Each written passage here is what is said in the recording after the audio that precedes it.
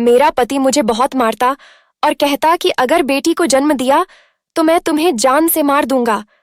मुझे हर हाल में बेटा ही चाहिए। बेटा पैदा होगा तो बाप का नाम रोशन करेगा, बेटी पैदा होगी तो मैं उसे जान से मार दूंगा। जिस दिन मेरी डिलीवरी थी उस दिन भगवान से प्रार्थना करती थी कि हे भगवान, मेरा बेटा ही पैदा हो। अगर बेटी पैदा हुई तो पता नहीं मेरा पति उसके साथ क्या करेगा। जब मेरा बच्चा पैदा हुआ तो मुझे होश नहीं था। जब होश आया तो जो मेरे पति ने कहा उसे सुनते ही मेरे पैरों तले से जमीन निकल गई, क्योंकि मेरा पति तो मेरा नाम बिना है और मैं अपनी मम्मी पापा की एकमात्र बेटी थी।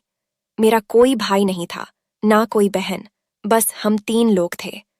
माँ हमेशा मुझे समझती रहती थी कि तुम ज्यादा घुमा मत करो, अब बड़ी हो गई हो, अपने घर का कामकाज किया करो। मेरे पापा प्राइवेट जॉब करते थे, बस उनकी पैसों से घर का थोड़ा बहुत गुजारा हो पता था, लेकिन शादी के लिए पैसा इकट्ठा नहीं हो पता। मेरी माँ को हमेशा टेंशन लगा रहता कि न जाने हमारे घर कब पैसा आएगा और मेरी बेटी की शादी हो जाएगी, क्योंकि हमारे गांव में जब लड़कियां 18 साल के हो जाती हैं तो उनकी शादी कर दी जाती थी। लेकिन हमारे पास इतने पैसे नहीं थे कि हम अपनी बेटी की शादी 18 साल की उम्र में कर दें। ऐसे ही करते करते मेरी बेटी की उम्र 19 साल हो गई, लेकिन अभी भी हमारे पास उतने पैसे नहीं थे। मेरी माँ को हमेशा मेरी टेंशन होती रहती थी। फिर एक दिन अचानक से कुछ ऐसा हुआ जो हमने कभी सपने में भी नहीं सोचा था। एक दिन मेरे पापा के साथ एक लड़का आया जो कि अच्छे घर से था। मेरे पापा कहने लगे, ललिता, अरे ओ ललिता, देखो तो हमारे घर कौन आया है। मेरी माँ घर के अंदर से बाहर निकली और पापा से पूछने लगी, क्या बात है, आप हमें क्यों बुला रहे हैं। पापा कहने लगे, देखो तो मेरी बेटी के लिए या लड़का कैसा रहेगा। मेरी माँ लड़के को देखती हैं, थोड़ी देर सोचने लगी और मेरे पापा का हाथ पकड़कर कमरे में ले गई और कहने लगी, या कौन लड़का है और कहाँ रहता है। तब मेरे पापा कहने लगे, इसके परिवार में कोई नहीं रहता, बस अकेला ही रहता है। जहां मैं जॉब करता हूं वहीं पर यह भी जॉब के लिए आता है। हम दोनों में बातें हुई और बातें करते करते कब रिश्ते की बात होने लगी पता ही नहीं चला। तब फिर मैंने सोचा कि अपनी बेटी की शादी इसी लड़के से करवा देते हैं। मेरी माँ बहुत उदास थी बोस, यही सोचती रहती थी मेरी शादी इस लड़के से हो, क्योंकि मेरी माँ के दिल में कुछ घबराहट सी होने लगी थी। लेकिन पापा के आगे मजबूर थी। पापा मेरा रिश्ता उस लड़के के साथ तय कर दिए। 2 महीने के बाद मेरी शादी की डेट फिक्स हो गई। मेरी माँ मेरे पास आए और पूछने लगे, बिना, लड़का तुझे कैसा लगा। हमने भी माँ से कह दिया, लड़का तो अच्छा ही है, शक्ल सूरत हर एक चीज में परफेक्ट है। लेकिन फिर भी मेरी माँ का दिल घबरा रहा था। उसे लग रहा था कि कुछ तो बुरा होने वाला है। यही सब सोचते सोचते मेरी शादी का दिन नजदीक आ गया और हमारे घर में शादियों की शहनाइयां बजने लगा और मैं भी बहुत खुश थी। मेरी शादी की चहल पहल मची हुई थी, लेकिन मुझे क्या पता था ये शादी मेरी जिंदगी की बर्बादी है। मैंने तो कभी सपने में भी नहीं सोचा था कि मेरे साथ कुछ ऐसा भी होगा। मेरी माँ मुझे समझाते हुए कहने लगी, बेटी, तुम अपना अच्छे से ख्याल रखना, क्योंकि मेरा ससुराल मेरे मायका से काफी दूर था, इसलिए मेरी मम्मी को बहुत घबराहट होती थी। मैं भी माँ को समझाते हुए कह दिया कि आप टेंशन ना करें, मैं बिल्कुल ठीक रहूंगी। अगर कोई भी दिक्कत आए तो मैं आपको बता दिया करूंगी। बस कुछ ही देर में मेरी शादी हो गई और मैं मायका से ससुराल चली आई। ससुराल पहुंचते ही मेरा पति कहने लगे, मुझे बहुत तेज प्यास लगी है, 1 गिलास पानी ला दो। जब मैं पानी लेने किचन में गई तो जो नजर हमने देखा उसे देखकर मुझे चक्कर से आने लगी। मैंने कभी नहीं सोचा था कि मेरा पति ये सब चीजें भी करता है। मैं तो फिलहाल पानी का 1 बोतल निकालकर साथ में 1 गिलास लेकर अपने पति के पास चली आई।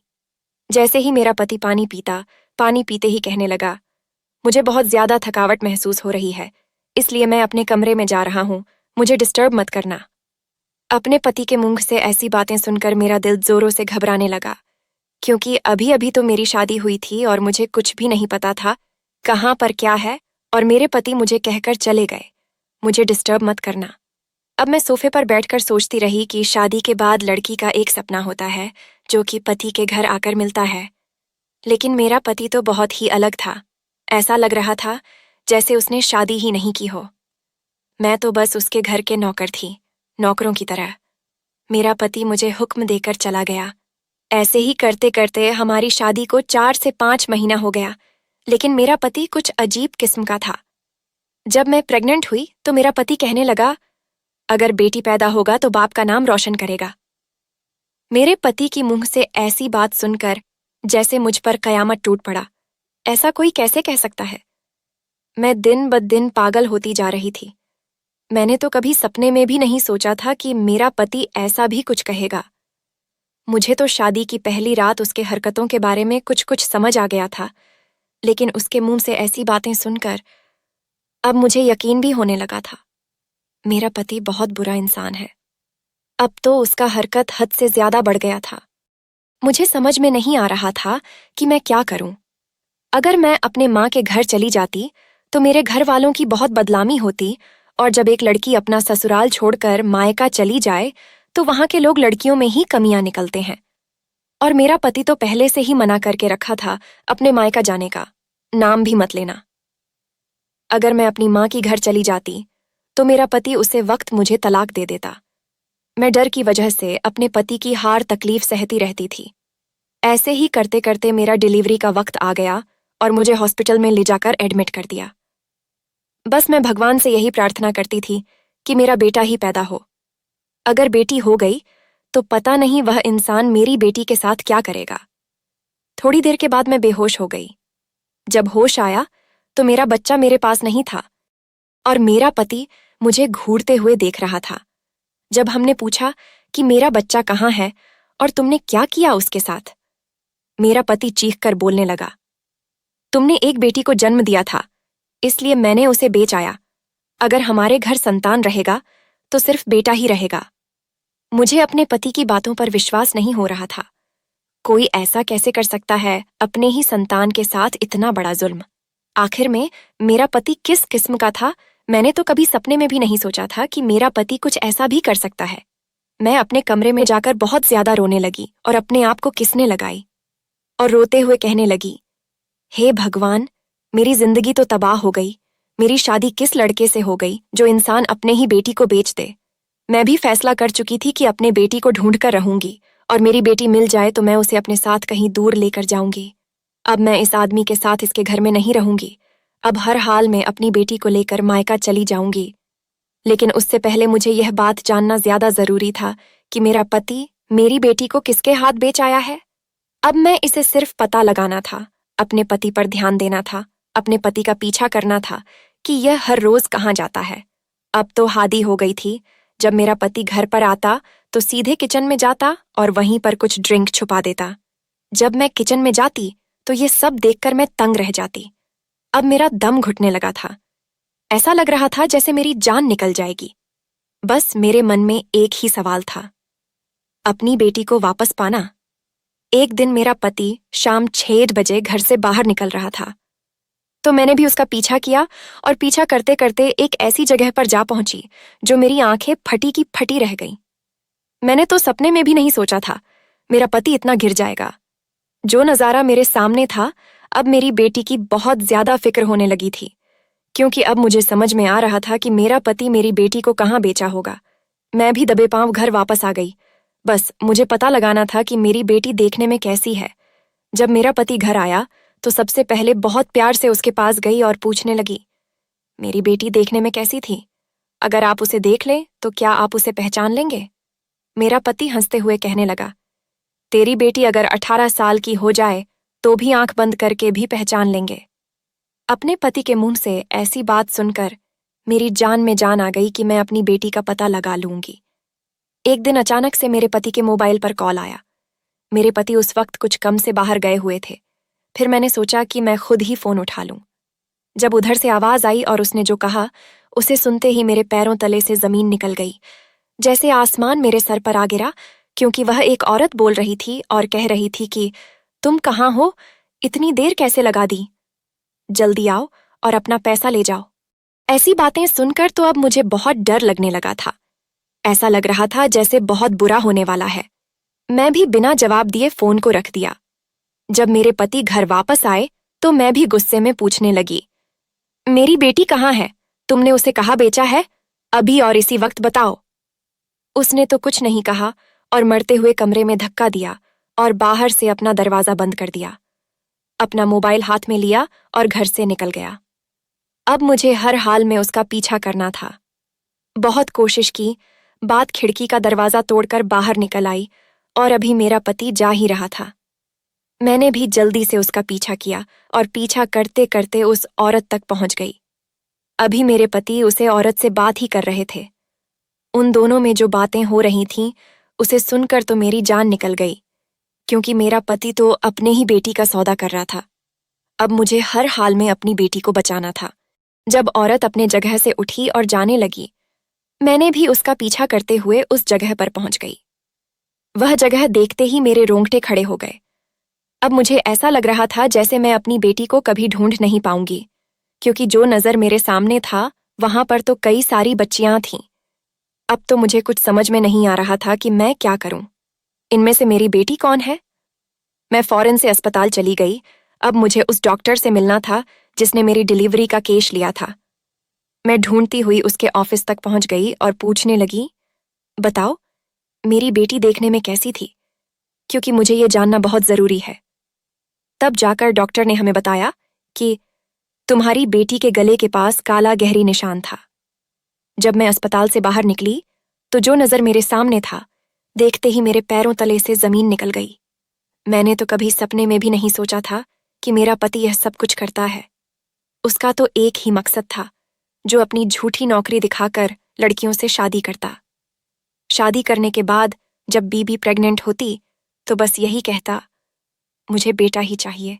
अगर बेटी पैदा हो तो मैं उसे जान से मार दूंगा, क्योंकि उसका मकसद तो कुछ और ही था।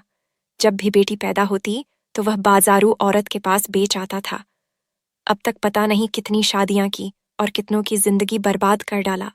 अब तो मुझे अपने आप से भी नफरत होने लगी थी, क्योंकि मेरी माँ कह रही थी कि तुझे लड़का पसंद है, तो मैंने उसे टाइम माँ से बहुत खुशी खुशी से हाँ में सर हिलाई थी कि हाँ, लड़का तो बहुत अच्छा है, हैंडसम भी है। अगर शादी हो जाए तो सबका टेंशन खत्म हो जाएगा, क्योंकि मेरी माँ को हमेशा टेंशन होता रहता था, क्योंकि कितने भी लड़कियां थीं, उनकी शादी हो गई थी और मेरे पापा बहुत मुश्किल से मेरे लिए रिश्ता लेकर आए थे। लेकिन जो नजर मेरे सामने था वह मुझे हिलाकर रख देने वाला था। अब मेरा पति पता नहीं कहाँ से अपने हाथ में लिए एक बच्चा लेकर जा रहा था, जो अभी 15 से 20 दिन का ही होगा। मैं भी अपने पति का पीछा करते हुए उसे जगह तक पहुंच गई जहां उसे उस बच्ची को देना था। अब तो मैं यह देखकर तंग रह गई कि अब मेरा पति दूसरे बच्ची का सौदा कर रहा था। वह औरत भी एक बाजारू औरत थी, जो जन्म में 1 महीने के अंदर की बच्चियों को सौदा करके अपने पास रखती है। अब मेरा दिमाग काम करने लगा था। मैं जल्दी से अपना मोबाइल निकालकर जो वहां का नजारा था सब अपने फोन में रिकॉर्ड करके सीधा पुलिस थाना चली गई और इंस्पेक्टर साहब को सब कुछ बता दिया कि मेरा पति लड़कियों से शादी करके उससे बच्चा पैदा करवाकर उसे किस तरह बाजारू औरत के पास लेकर जाता। दरअसल मेरा पति बाजारू औरत का बेटा था, जो शरीफ बनकर गांव की लड़कियों से शादी करता। शादी करने के बाद जैसे ही बेटी जन्म लेती, वह अपनी माँ को लेजर कर देता था। उसकी माँ एक बड़ा सा कमरा था और इंस्पेक्टर साहब को सब कुछ बता दिया कि मेरा पति लड़कियों से शादी करके उससे बच्चा पैदा करवाकर उसे किस तरह बाजारू औरत के पास लेकर जाता। दरअसल मेरा पति बाजारू औरत का बेटा था, जो शरीफ बनकर गांव की लड़कियों से शादी करता। शादी करने के बाद जैसे ही बेटी जन्म लेती, वह अपनी माँ को लेजर कर देता था। उसकी माँ एक बड़ा सा कमरा था, जो जितना भी बच्ची थी इस कमरे में उसकी माँ ने रखा था और उन सब का इस कमरे में पालन पोषण करती थी। जैसे ही 17 से 18 साल की होती, उसे अपने कोठे वाले धंधे पर बैठा देती थी। अब जैसे ही पुलिस वहां पर पहुंची, अब उसे औरत को ढूंढने लगे। जब वह औरत हमें मिल गई, तब मैंने पूछा कि बताओ, मेरी बेटी कहाँ है? वह औरत अनजान बनते हुए कहने लगी, कौन बेटी? कैसी बेटी? हम तुम्हारी बेटी को नहीं जानते। तुम कौन हो और यहाँ पर कैसे आई? अभी यही सब पूछताछ हो रही थी। इस वक्त अचानक से मेरे पति भी वहां पर आ गए और जैसे ही मेरा पति आया, उसके पास जाते ही उसे एक जोरदार थप्पड़ मारी और पूछा, बताओ, मेरी बेटी कहाँ है? तुमने कहाँ पर छुपा के रखा है? वह अनजान बनते हुए कहने लगा, नहीं नहीं, तुम कौन हो? मैं तुम्हें कभी देखा भी नहीं था। आप अपने पति के मुंह से ऐसी बात सुनकर मुझे बहुत गुस्सा आने लगा। फिर मैंने कहा, सर, अब पूरे घर की तलाशी ले लीजिए, आपको खुद पता चल जाएगा कि मेरी बेटी कहाँ है। हम सारे लोग घर की तलाशी लेना शुरू कर दिए, लेकिन हमारी बेटी नहीं मिली। अब मुझे बहुत ज्यादा फिक्र होने लगा कि आखिर यह लोग सारी बच्चियों को कहाँ पर रख दिए। जैसे ही मैं पलटी, जो नजर मेरे सामने आया उसे देखकर तो मैं खुशी से पागल होने लगी, क्योंकि वहां पर मेरी बेटी ही थी जो उसके गले के पास एक गहरी काली निशान थे। उसे निशान को देखते ही मैं अपने बच्चों के पास दौड़कर भागी और उसे गोद में उठाकर अपने सीने से लगाकर रोने लगी। उसी के बगल में और सारी बच्चियों के साथ थी जो मेरा पति मेरे साथ किया था। वही ना जाने कितनी लड़कियों के साथ करके यहाँ पर इतनी बच्चियों को इकट्ठा किया था और अपनी माँ के साथ यही सब धंधा करता था। लोगों के नजर में अच्छा बनता फिरता था। अब पुलिस को अब अपना काम करना था। पुलिस वालों ने सारी सच्चाई उनके मुंह से उगलवा लिया और माँ बेटे अपने किए की बहुत पछतावा हो रहे थे। मेरे पास आए और मुझसे माफी मांगने लगे। उनकी गलतियां माफ करने की लायक नहीं थीं, क्योंकि मासूम बच्ची को कोठे पर बैठने का सोच रहे थे। अभी तो बेचारी 1 महीने की भी नहीं थी, लेकिन फिर भी कोठी तक ले जाने जा रहा था, क्योंकि आगे चलकर माँ बेटे को कोई दिक्कत ना आए। मेरे पति कोई जॉब नहीं करता था, बस उसका ही सब धंधा था। अपने माँ के साथ अपना ही कारोबार करता था और लड़कियों से धंधा करवाता था। पुलिस को सारी सच्चाई पता चल चुकी थी। उन्हें अपने साथ गिरफ्तार करके उन्हें जेल के सलाखों के पीछे डाल दिया। अब भी हमारे देश में कहीं न कहीं ऐसी दुर्घटनाएं होती रहती हैं। इसलिए अगर हम अपनी बेटी का रिश्ता कहीं भी दे रहे हैं, तो पहले जांच पड़ताल करने लड़का कैसा है, उसके घर खानदान कैसे हैं, मेरी बेटी के लायक है भी या नहीं। अगर सब कुछ अच्छा हो तो ही अपनी बेटी की शादी करें, नहीं तो ऐसे ही अचानक से रिश्ते लगे तो उनसे दूर ही रहना बेहतर है। अब मैं अपने बच्चों के साथ अपने मायका आ गई थी और मैं अपनी बेटी को पाकर बहुत खुश रहती थी। दोस्तों, आपको कहानी कैसी लगी हमें कमेंट करके जरूर बताएं और चैनल को सब्सक्राइब करके बेल आइकन को ऑन कर दें। धन्यवाद।